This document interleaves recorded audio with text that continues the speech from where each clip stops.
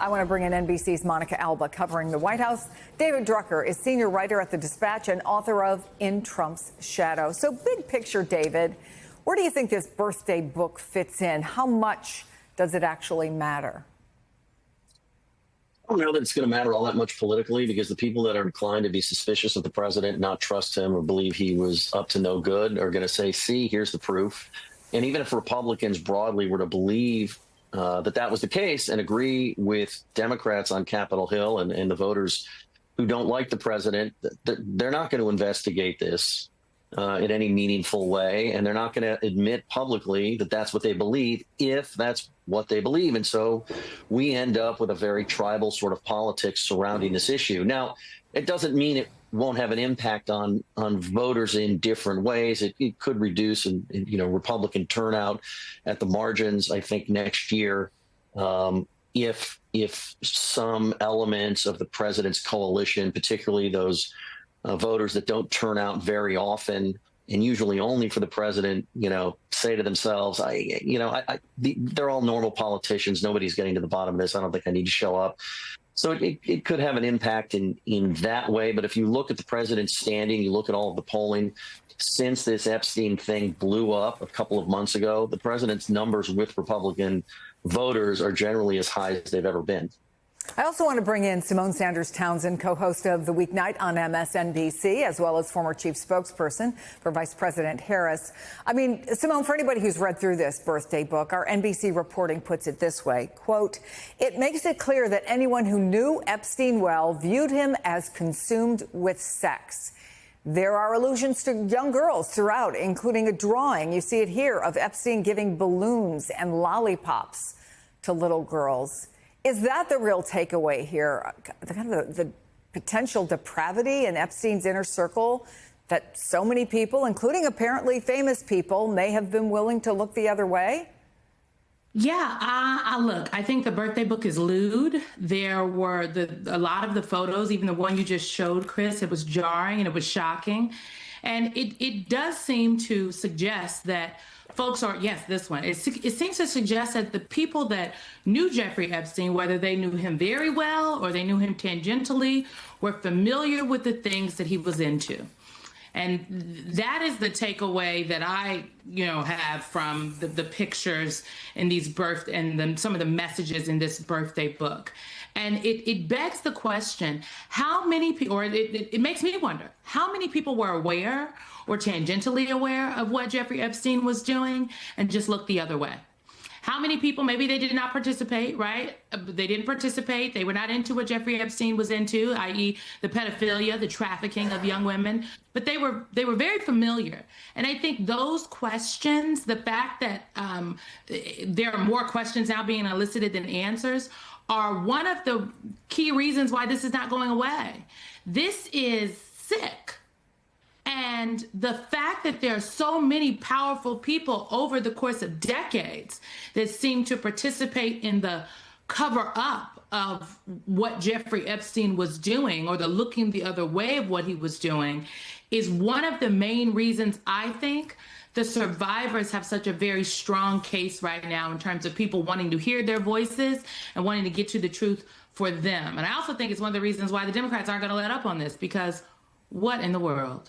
Well, I also think it's worth noting that in the Washington Post calling the people who were submitting things to this book, either they didn't respond or, I think even more often, said something like, I regret my relationship with Jeffrey Epstein. But in any case, David, beyond the book, where does this go next? Is it the bank records? Is it follow the money?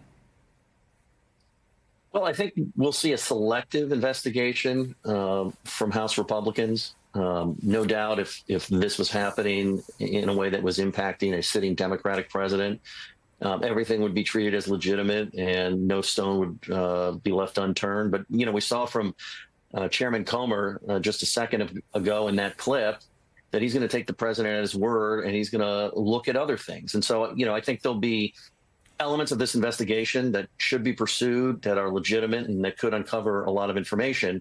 They're clearly not going to be providing any oversight of the president's past behavior and dealings with Jeffrey Epstein.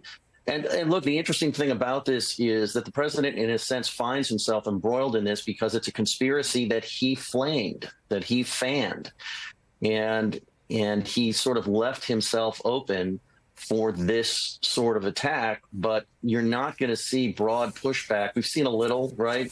From Thomas Massie and a few other House Republicans.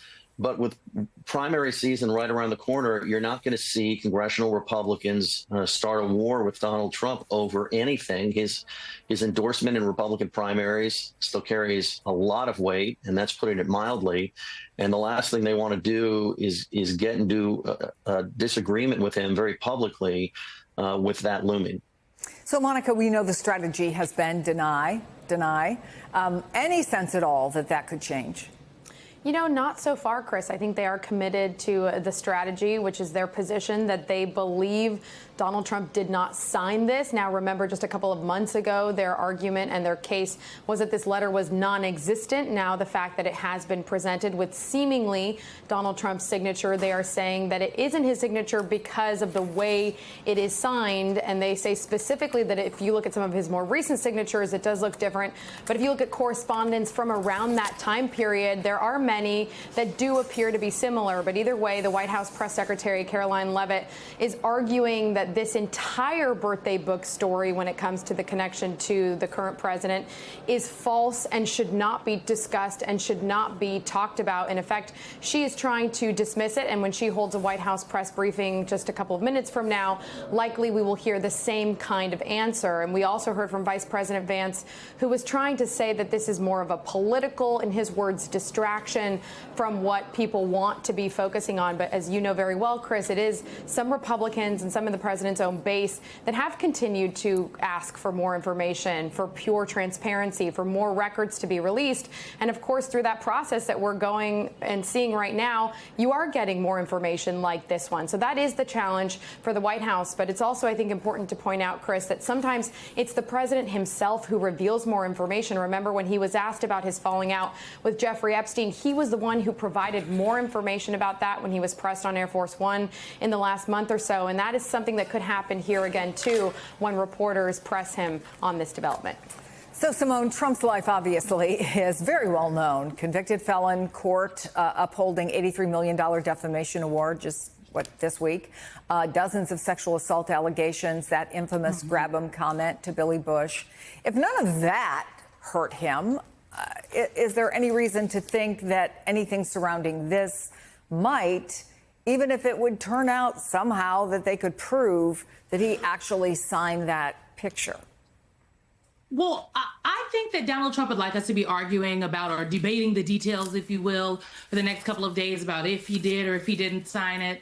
I think it looks like a signature Donald Trump has put down on many other occasions. And so, his argument was originally not that he didn't sign it. It was that this didn't exist. That's what he was suing the Wall Street Journal for. And now we know that that assertion was not the truth. So I would say this. I think that the Epstein story is something that is that has obviously damaged, to what extent we have yet to really understand, but damaged Donald Trump and even some Republicans. They haven't turned away from him, but they are wondering about it because it is, as David noted, a story of their own making. Folks have to remember the conspiracy around Jeffrey Epstein and his very real crimes.